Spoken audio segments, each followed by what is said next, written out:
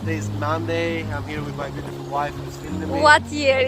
We are in 2026. 9th of March. And it's very nice. Very fresh air. Okay, Adisa, I love you.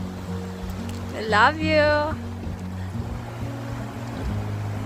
Flavin, I'm sorry.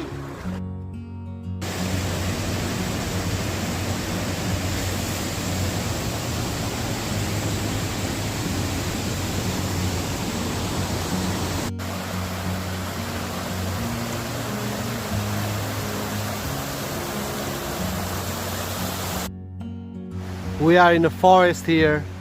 There's Bella. Bella! Yeah, Bella here.